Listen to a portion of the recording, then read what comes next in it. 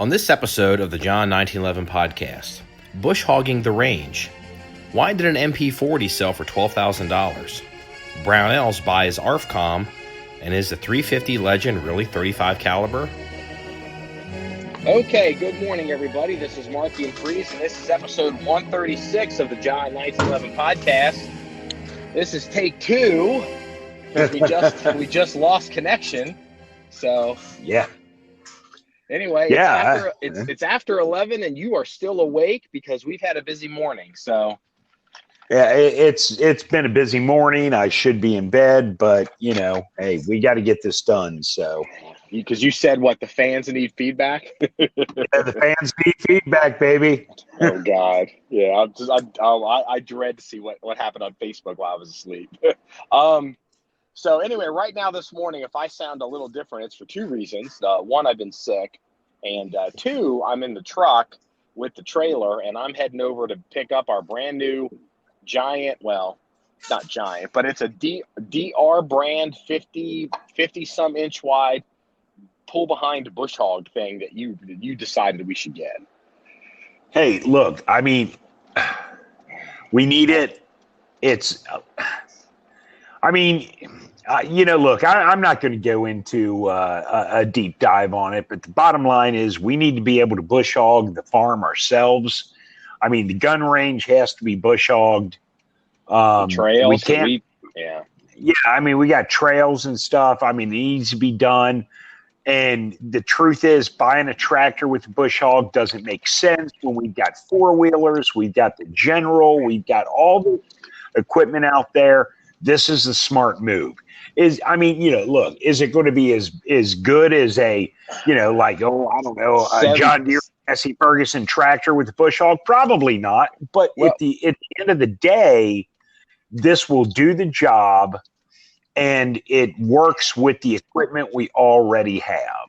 Well, we had two issues. So we had one farmer that we kind of do business with. He's got a 7-foot wide bush hog in the tractor.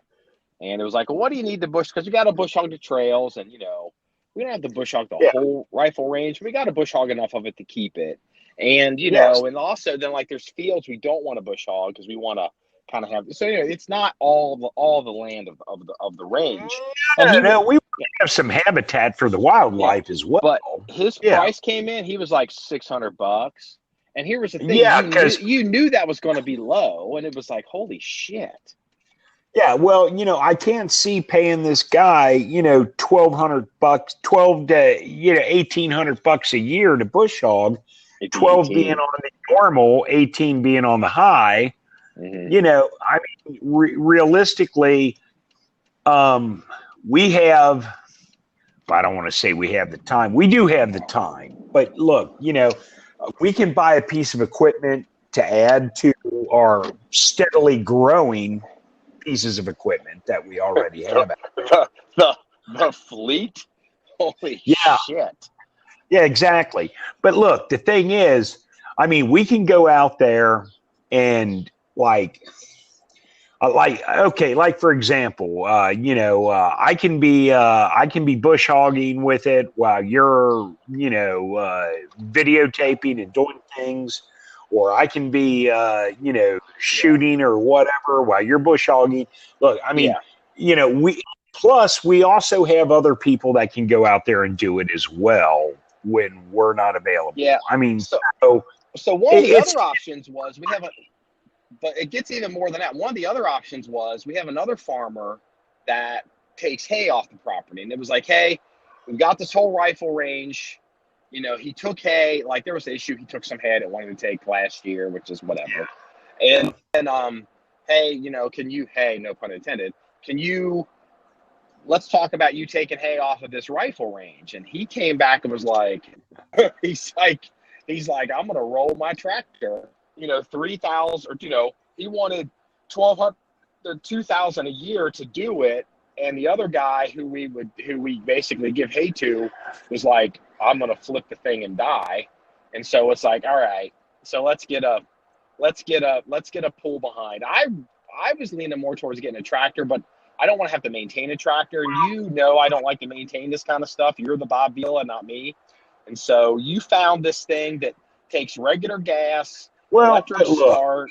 I mean, it look. costs $4,000. I've got a tractor that I use to mow my lawn, and it's got a 3-point hitch and a PTO, and we could buy a bush hog for it, and we could drag that out there with the it'll fit in the trailer, and we can drag that out there a couple times a year. But the truth is, this is multi-purpose, and look, I'm not going to go into the reason why it's multi-purpose, but it can be used on different pieces of property.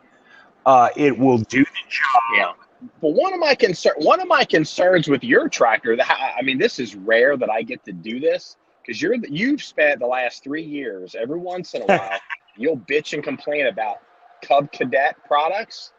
And, I knew that you have a Cub Cadet tractor, and my biggest fear is we're going to bring your tractor, and we're going to break your tractor. We are going to tear shit up. I mean, we just will, because the ground is so rough. In all fairness, it's unknown to the ground. Cub Cadet fans out there, I do have a Cub Cadet that I fucking hate with a passion. Now, my father, no. My father has been a Cub Cadet fan for many, for 50 years. This particular Cub Cadet I have, it's a 5000 series, by the way, for those that are interested. It's a garden tractor. It's got a 3-point hitch PTO. It's not a lawnmower, but it does have a belly deck for cutting your grass. But it is a garden tractor. The problem is this design on the deck area of this mower was so bad. They only made this mower for like 2 or 3 years, and they totally changed it because the engineering and the design on it is crap. This thing has been nothing but a pain in the ass, but when you're 12 grand into a freaking tractor, you kind of have to suck it up and deal with it, And I bought it brand freaking new, and it's like, this thing has been nothing but a freaking nightmare. But here's the thing. The tractor itself, if I took the deck off of it, which I would have to do to take it out to the farm, to run like a bush hog, with the 3-point hitch and the PTO, the tractor itself is fine. It's the engineering of the belly deck to cut your lawn that's what's crap on it, But but then it's not on the farm, and then like the thing is, if we have something that's out there, we're doing stuff, zip real quick, clean this up, do whatever. Like we got a PD coming out next week, and we're rushing to get a bunch of stuff done. Well, and that's like having a and that's the other thing. Okay, so it just makes more sense if we use my tractor. Yeah, no, but I don't want to. The thing is, to use my tractor, it's like, okay, we got to take the deck off of it, and then we got to load it up in the trailer and haul it out there a couple of times a year to do this. And the truth is, it takes planning. With the pull behind that we're purchasing, it's like it's out there. You just hook it up, you start it up, and you go and you just do the damn job. And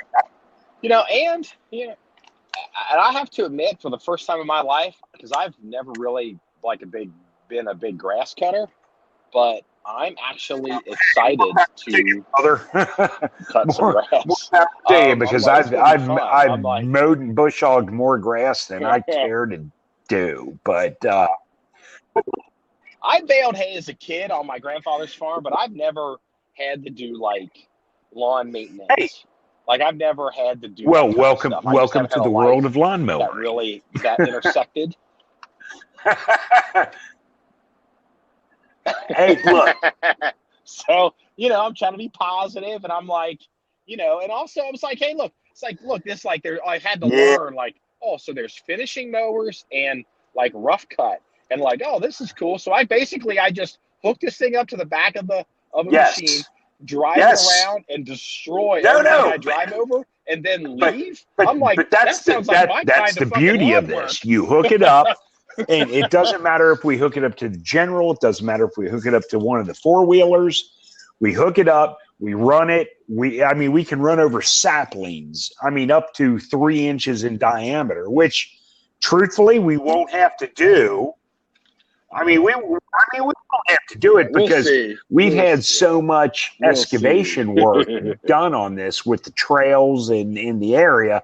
There are no, I mean, any saplings we may run over are going to be new growth, and they're yeah, something's fallen. So, like, we're having a lot of issues because it's been a real bad year. But with the storms, and we have a lot. But we're not blazing new territory with it. So what we have will do the job. It'll be fine.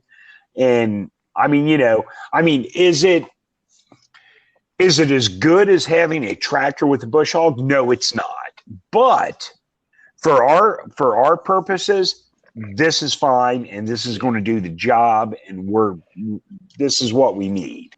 Well, you have more faith in it than I do, because my policy is going to be, then we're going to get off this. So, but brother, I'm going to use this in all the places that we desperately need stuff cut, which isn't going to be that bad. And then I'll take it and do look, everything breaks downrange. You know that. So let me. I have to have a lot of faith in this. And do you know why? Because it costs $4,000. Because you've been.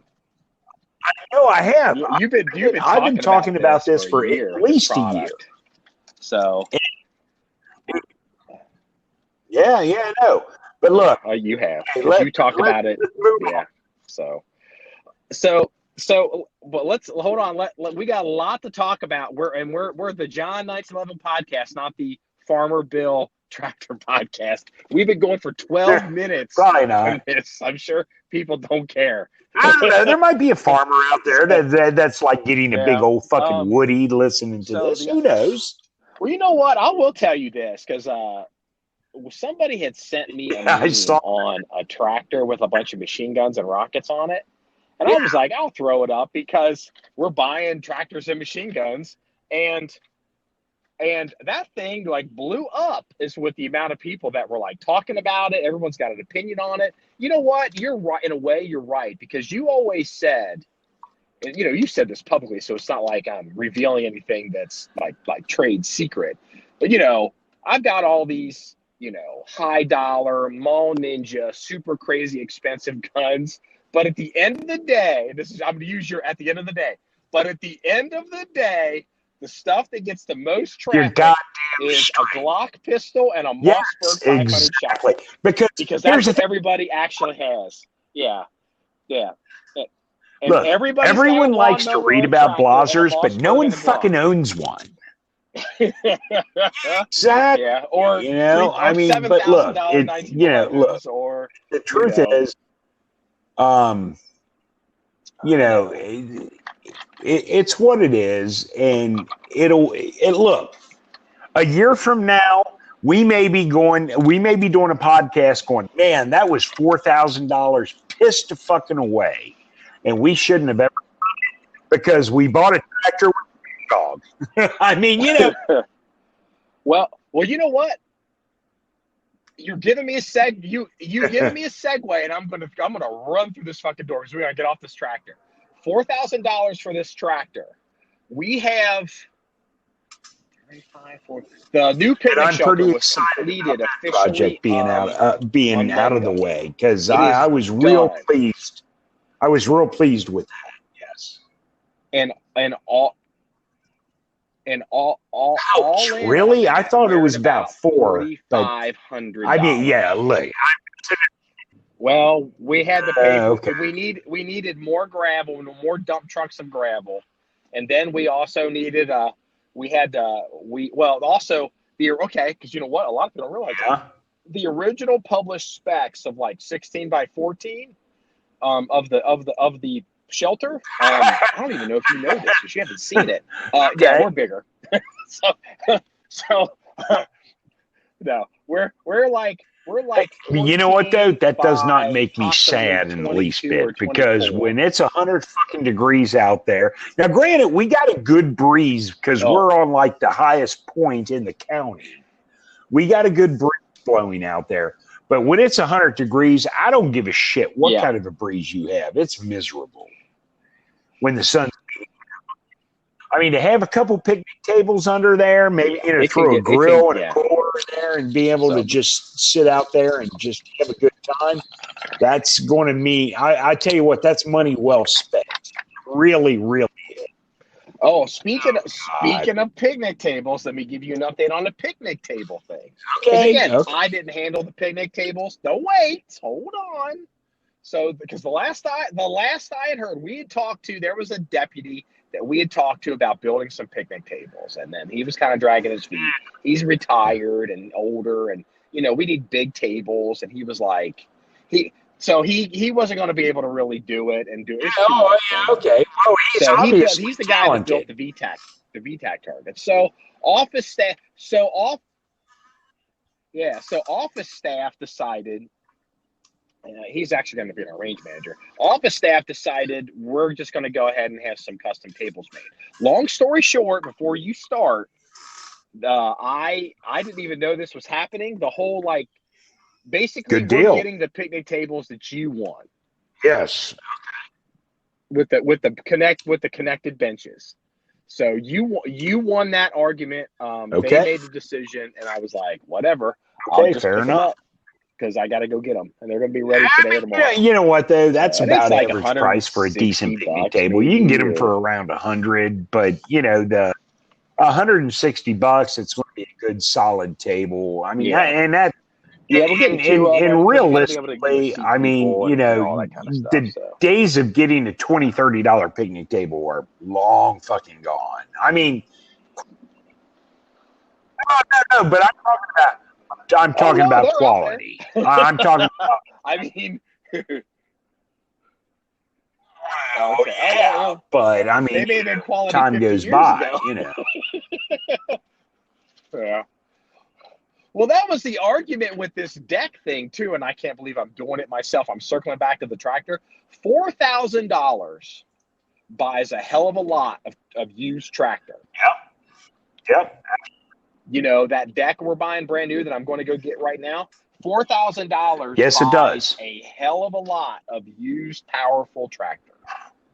But it was decided, it was like, we're going to flip it. Because here's the thing, I may not be the only person running it. And then we could have other people running it. And then we're going to have to and also, barn it somewhere. Also, the thing you have to understand, and a lot of our listeners don't understand this because they haven't really seen the layout of the property. If they follow us, they've seen pictures on our website. But we've got some areas in there where we've got some pretty hellacious grades. And you can sit there and rip the General through there, but it's a low profile. It's made for that kind of terrain. But you take some of these tractors through some of the grades we have, you will flip them. I mean, there's just no doubt about that. If you know how to run a tractor and you hit it at the right angle, you won't. But if you rip a tractor through there the way and I'm saying you specifically, because I've ridden in the General with you, and I'm like, oh shit! But the General's designed for that type of terrain. You run the tractor through there the way you run the General, you will flip it 100%, guaranteed. Yeah. So, it is what it is. And so it's tractors and picnic tables. But you know what? Before we move on, let me use a catchphrase that you have used for years.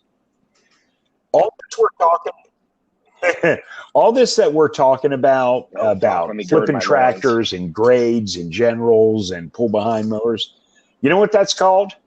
It's called rich people problems.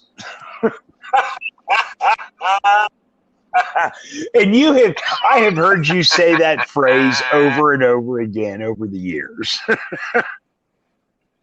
Rich people problems, Rich people problems. Look, it's not really that big a deal. It's just a matter of just pushing forward and doing what we have to do. It's no big deal.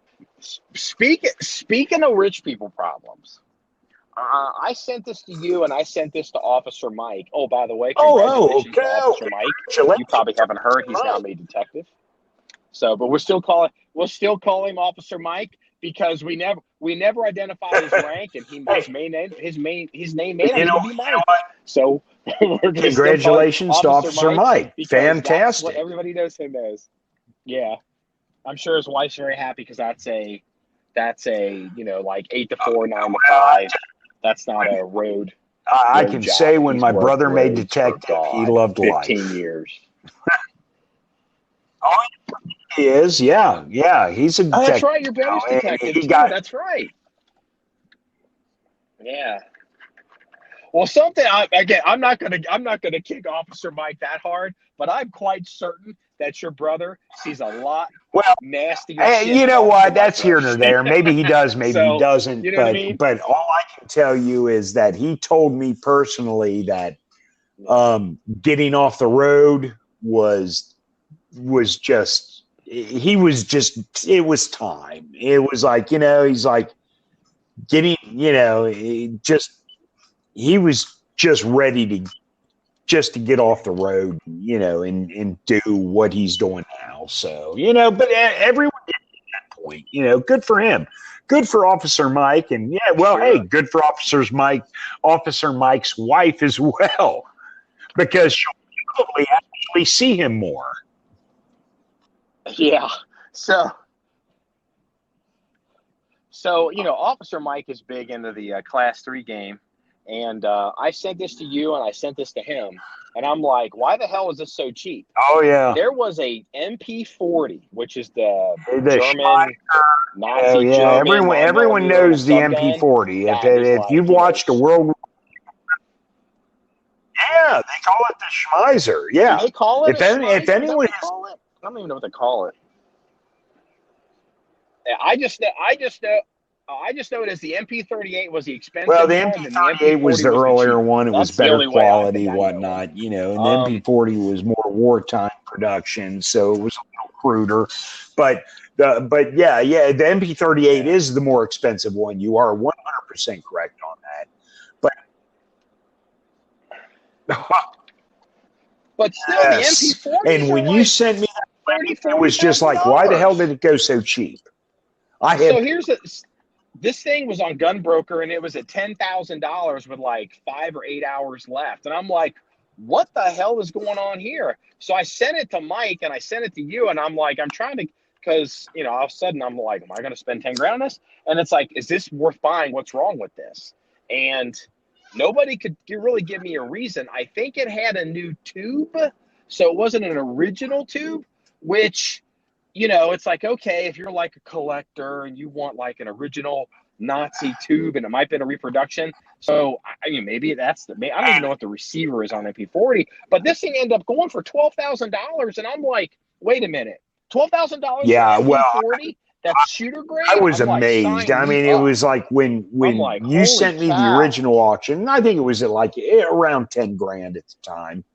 And then the final, when it was, it sold at like right around 12, a little over 12 maybe, but it was like, what the fuck?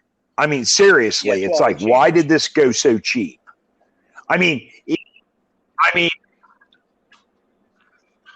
Yeah, and we obviously don't know enough about the MP40 Class 3 game, and it was not for people that are going to ask, it was not a dealer demo post 86. It wasn't a pre-sample, post-sample LE only. What the hell?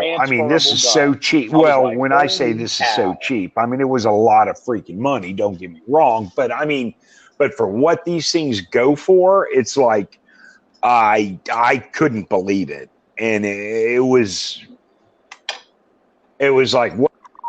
No.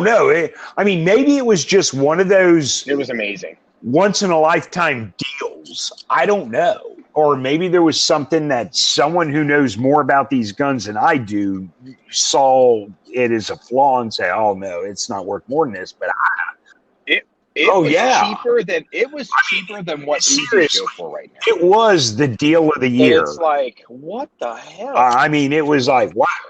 Well, here's the thing. I want to make this point. What we're going to do is I saved all the photographs from the auction and the listing, and I'm going to post it on the blog on John1911. Not today because the website's down right now because the server guys are doing a bunch of stuff. We were attacked yesterday, but I'm going to put all this up, and basically, if you're in the Class 3 game, or you're the CNR game, or you're in the machine gun game, or you're in the Nazi game, whatever this crap is, I don't care about Nazi stuff, but come in, look at these photographs, look at the description, and educate me why this gun was $12,000, and then educate me, are there more $12,000 MP40s out there? Because if there are, I mean, because and seriously, if someone is an expert on the MP40, and I am not, neither are you.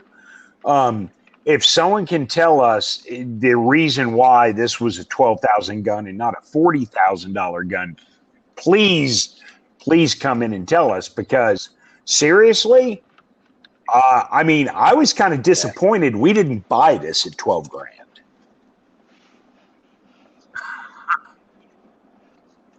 Dude, we spent, I mean, between the deck, the picnic table, or the picnic area, the shelter, I mean, that's 8 or 9. And then there was something else we had. I can't even go into this project, but we had to buy a new vault door. Can't go into that one, but that's 3. Yeah. So I mean, in the vault door is a conversation for another podcast at another time, but yes. But we did have to buy a vault door. There's some expansion going on. You know, so. Yeah. And, you know, we had a lot of drama with vault doors because, you know, we need vault doors that are big enough to get, like, you know, crew-served weapons through. You know, like, all these modern vault doors are like freaking doors, like 28 inches wide. It's like, you know, we'd get 32. It's like, we got safes in the armory that have to come in and out the vault door too. So, oh yeah, it's just like there's no way. I said no. I said, well, that's a deal breaker. I said, you know, so we've been actually dealing with a lot of safe, high-end custom safe builders, safe collectors, and restoration guys for the last couple of months, and we finally had to, you know, we found something that's going to work. So, and also we are getting the hell away from but you know what? I mean, yeah, that's fine. Hate those goddamn they work. Oh, so, but speaking of stuff that we don't know about, apparently we don't know about red lines. Wow. No. Apparently, so apparently the red 9 guy that came in and was trying. You warned me. You were like, this fucking guy is going to be an asshole. Okay, so like, we'll just see what guy comes in and makes a comment on, I guess, Facebook. Yeah, and I hid the comment originally. I mean, it was the middle of the night. You know, it was during my work week. I saw it, and I went ahead and hid it. And then, you know, in the morning, you unhid it. Yeah, you were up. I was asleep. You deleted the hide, so to speak, so everyone could see the comment. And then you texted me. It's like, hey, did you hide this comment? And I'm like, yeah, I did. And my comment was, this guy's going to be an asshole. It's better to hide it, because if you hide the comment, it's not deleting the comment. So the original poster can still see the comment, but no one else can. Yeah. That way, no one gets asked. And it's pretty rare that we have. It's pretty rare that we have. It eliminates a lot of bullshit, because if I hide a comment, the original poster sees it, he thinks it's still there and viewable, and it just dies. Because no one can see it, so no one can post on it. Because what he was doing is he was laying, because I respond to all the comments, and he was laying a trap to pick a fight. And I was like, I'll engage the guy. I don't think he's trying to pick a fight. And bam! I was like, I sent you a message. I mean, look, I mean, you know, we knew what the Red 9 was, and this guy wants to play the semantic, super hardcore collector guy. I mean, we knew this wasn't an original Red 9. We knew it wasn't an original Red 9 before we even bought it, because we discussed it when it was still up for auction. Well, it's not Exactly. an original Red 9 because it's $1,000. You know, it's like. So let me illuminate the listeners. Hold on. Let me illuminate. Let me give the, because we're kind of bearing the lead on this one. Let me tell people what happened. Yes. We have a Red 9 Mauser broom handle gun with a stock.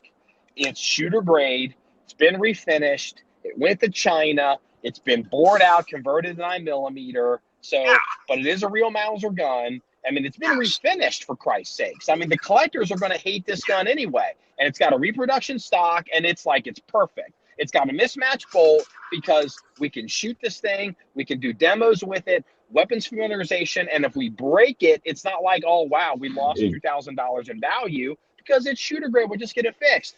This guy fucking rolls in, and he wants to pick a fight because technically a Red 9 is a particular run of a particular run of these broom handles from like certain serial number to certain serial number to one country. But here's his problem.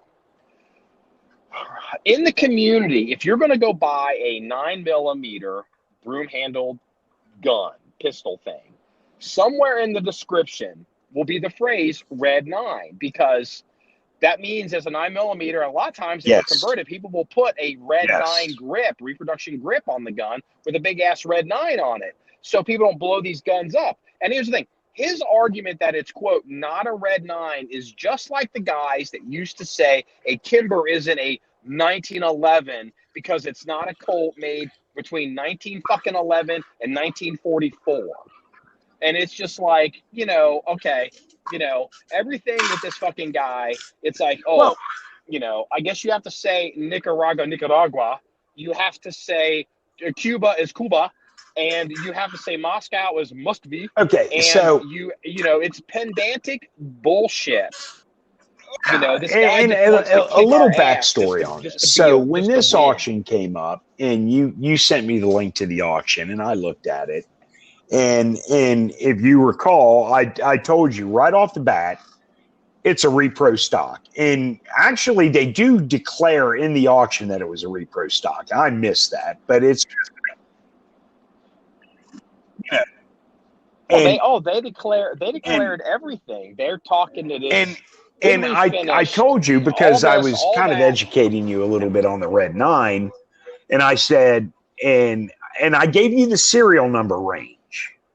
I said, if the serial number range is, you know, in this, it's a legit Red 9. I said, but you know, the stock on it, the stock / holster, because it's a stock that, you know, also holsters the gun, I said is repro, because what this gun was going for is what original stocks go for, you know. I mean, you know, and I mean, we knew going into it, it wasn't a real Red 9. It was redone. It was hogged out, converted to 9mm. Someone put some Red 9 grips on it, which is fine. That works for us. And I mean, we knew this going in, but this guy got all ass hurt because we were calling it a Red 9, and it's not, quote unquote, an original true Red 9. But as far as I'm concerned, and this is where this guy, you know, his ass, if he's listening to this podcast, his asshole's going to pucker when I say this. To us, as far as I'm concerned, it is a Red 9. It's a broom handled Mauser that's in 9mm with bolo style grips with a big Red 9 carved into them. So as far as I'm concerned, I mean, is it a collector's grade, true original Red 9? Yeah. No, it's not. But for all intents purposes for us, it's a Red 9 fucking broom handled Mauser. I mean, you know. But let's hold on. Let's actually show the market what it is. So I was like, okay, motherfucker, let's fucking go look. So I was like, hey, we're everybody's friend, Gunbroker. Let's get on Gunbroker and let's look around. So there's a bunch of 9mm broom handle Mausers on Gunbroker.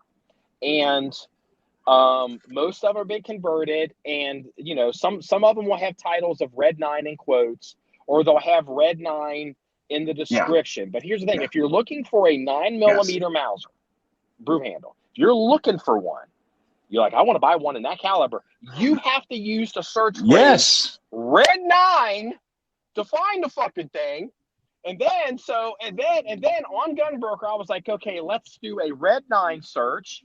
Let's do a red 9 search, and let's do highest price first.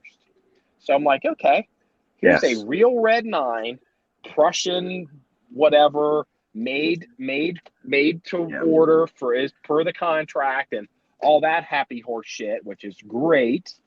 And with original stock and all that, I'm trying to turn the truck around. Yeah. $5,000 goddamn dollars. And it's like, if you don't know what you're buying, it's like, we're not buying this, putting it on the fucking internet and trying to rip people off. It's like these guys can be some of the biggest dickweeds. This is why gun forums are terrible. This crazy bullshit. Yeah, they all want to play the gotcha game, the semantic argument, and it's like, look, we knew what the hell we had when we were going into it, because the truth is we would have never bought a real red 9. Because why pay? Okay, look, we're not collectors. Yeah, we're not buying. We're not going to put that kind of money. Why pay $5 or $6 grand for a real red 9 with a rifle stock when we can buy a converted one for $1,000? I mean, okay, if we're hardcore, German weapons collectors and you want a red 9 in your collection, then by all means spend the fucking money and get the real deal. But yeah, we run a shooter grade reference collection for demonstration purposes, not a museum. It's just like these fucking guys. It's like the guy that came in wanting to kick my ass because I made a video secondhand showcase and I was saying Walter it's like Walter or whatever. It's like shut up. And it's just like, okay. It's just like, guys. I've told you. I don't know if I've ever said this on the podcast, but I've told you this in private. You'll get the Russian guys that'll go, oh, it's Mazin Nagan. And that's why I purposely go out of my way to call, which most people call Mosin Nagants, which is actually not correct. I call them Mazin Nagants. Just to piss.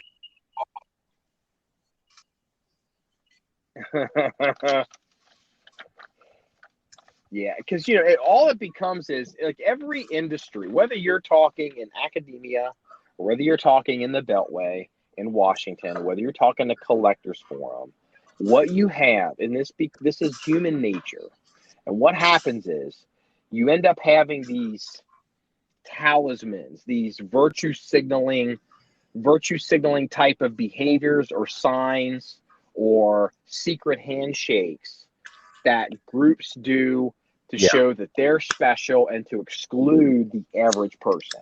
And that's literally the fundamental weakness of almost every organization is you decide to shit on other people. Like some kid rolls in with his first gun and he's got a high point and he has no idea, and everybody basically proceeds to do the fucking dickhead tap dance on his head because it's his, and it's just like, absolutely. You ruin that. You had the potential to ruin that kid. And it's no different. It's no different because this never stops. So, hey, did you see the news about Brownell? I heard about it, but I did not. I don't really have any details. Okay, well, so I guess that means the dickhead that used to own AR15.com won't be actually going out for copyright infringement violations for anyone who basically produces an AR-15 bolt head. What Freeze is talking about here is back when we had tactical T-shirts, we made a T-shirt design that had the shape of an AR-15 bolt head in it. Well, this guy went out and actually trademarked that shape, and it's like, okay, like sent us to cease and desist and all this stuff. And I guess, I mean, hey, if he's got a trademark on it, that's fine. But to me, that's kind of like, I was so shocked by that. That's kind of like UPS trademarking their brown, or Harley trademarking the sound of their exhaust. It's like, okay, whatever, dude. And it's like, no, we're not going to fucking pay you to make a stupid shirt with a fucking AR-15 bolt head on it. It's like, no, we're buy. So, but the thing is, what's interesting is, but Brownell's is a big company, and they want to reach people. They want to have social media. AR-15 is, I understand, it's huge. I don't go there. It's a big forum. It's got a lot of users. They have a lot of email contact demographic data. And, if they get, if a company like Brownell's can't advertise on YouTube or can't advertise on Facebook or can't advertise or gets throttled, they could literally, the AR-15, that's a smart buy for them. It's an example to me of what's wrong. Like, you see all these issues with YouTube and then Facebook, now Pinterest, and they're censoring this and doing that and classifying all these people as all this stuff, which is all super cool. That's fine. But, this is an example of Brownell's doing an end run around that preemptively so they can still reach their customer, their market, their demo. I thought it was a good buy. I don't know what they paid for it. It couldn't have been, I'll bet you it was in the hundreds of thousands. It wasn't millions. You may have been, I'll bet you it wasn't even 200,000. Clue. I'll bet you it was under 100. Well, I could be wrong, I mean, AR-15 form probably sells advertising. Maybe they're like, okay, this is how much we advertise. Here's an EBITDA number, for business. And like, okay, this is what our value is times earnings. And maybe it's more than I thought, because I don't really care about forums. But, John1911 compared to a forum, the business model isn't really that different. We just don't monetize like that. We're not, you know what I mean? But we don't, so I'm not going to kick them that hard. I just thought that was a very interesting story. Okay. And I got another one for you that you're going to shit and fall back in it. Oh, yeah? You're going to shit and fall back in it. It's about the 350 Legend. Uh-huh. So this, and I don't. So 350 Legend straight wall cartridge, you can use it in straight wall states. And it's supposed to be a 357 caliber bullet, right? And I think Indiana even has a rule that says, like, if you're going to hunt on public lands, like, there's things that we can use to hunt on, say, Mitchell's Range to hunt deer, calibers that are legal in Indiana, but you can't use those calibers on public land in Indiana. So, but the 350 Legend is being billed as being legal on public land. Well, the Mac guy, right? Military Mac guy. Well, he's apparently, because he lives in Indiana, he's been buying 350 Legend, chronographing it, shooting it, and taking the bullets apart. Apparently, the bullets may not be 357. They may be 355, which is what, then 351, which is what, 9mm?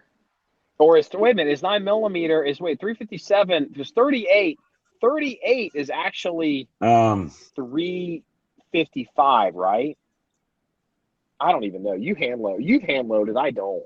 But anyway, there's all this brouhaha, and it may be Mac making a mistake, but apparently there's drama saying that this bullet is not what it's being represented as, and then somebody could technically kick you for using it. And so I imagine you'll hear at the more end about of the that day. And find it interesting later. DNR will work that out because they publish a list of what are legal and non-legal calibers, and they'll either give the nod or the non-nod to the 35 Legend. I mean, they'll either say it's acceptable or it's not.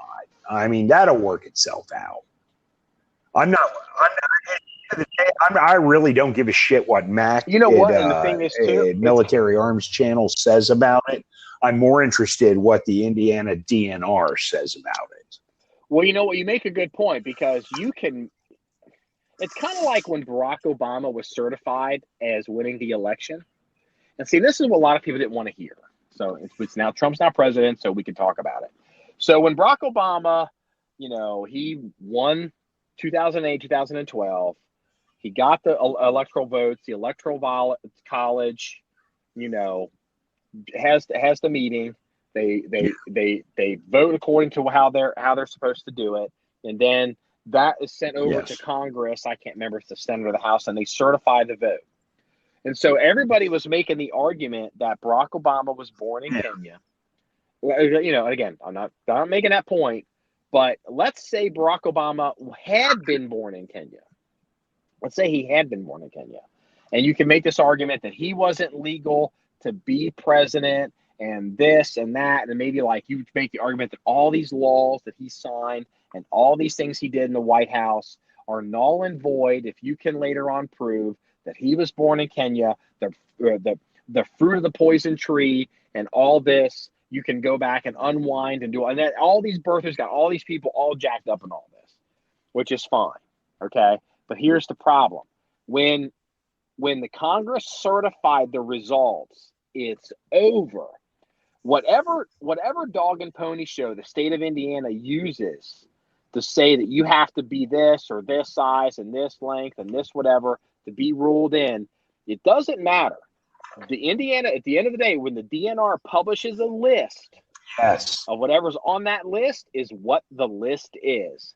Even if the DNR says 2 + 2 = 5 and you're like, no, it doesn't. On this list, once it's published, it's 5. Yep. And you're going to lose that argument. I mean, that's how exactly. It works. And so, you know, we'll see. So I don't know if you've heard that because I saw it late and I've been so busy, but I know you're super no, I hot on haven't heard that, but I mean, you know, it's interesting. Don't get me wrong. I don't want to shit on it.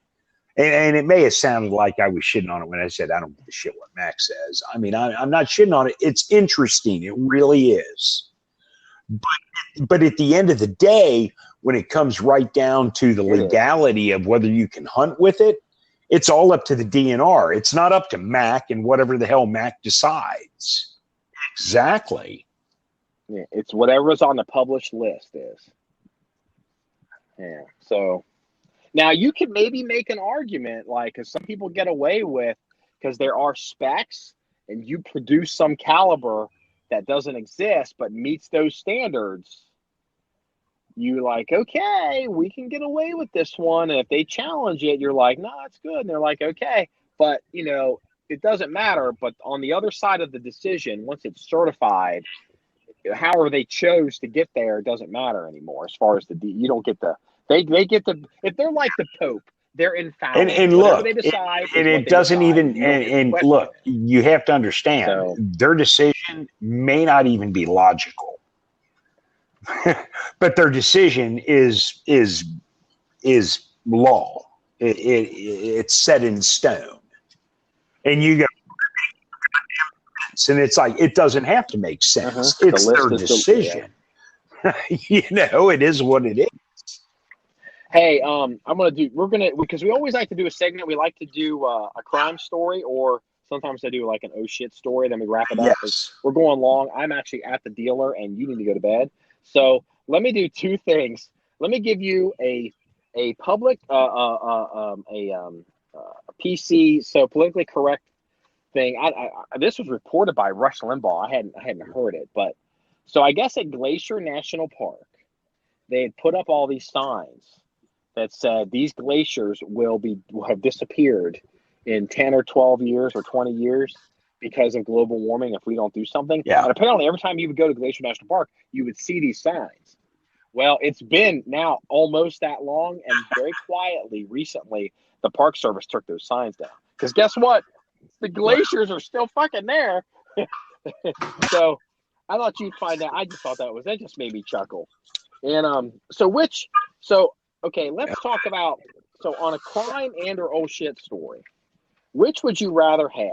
Would you rather have someone squeeze your junk and draw blood, or would you rather be hit with a baseball and having your testicle ruptured? Which one's your like, if I have to choose I'm going with squeeze my junk to draw blood, which one opposed to having a baseball hit my nads and have them. Okay. There was a woman in Florida, not an unattractive woman, but you can tell she's cray-cray. She got mad at her boyfriend and grabbed his junk so hard, she drew blood. off his testicles somehow. And she's in jail.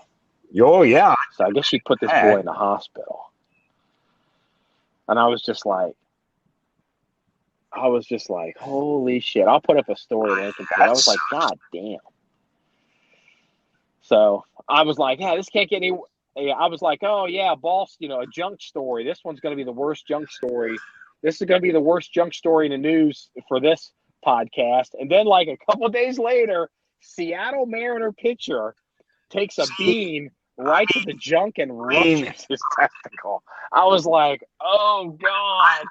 What does a ruptured testicle I don't know, look but like? I mean, taking a fastball to the junk to where it actually ruptures your testicle, I have to go with the squeeze.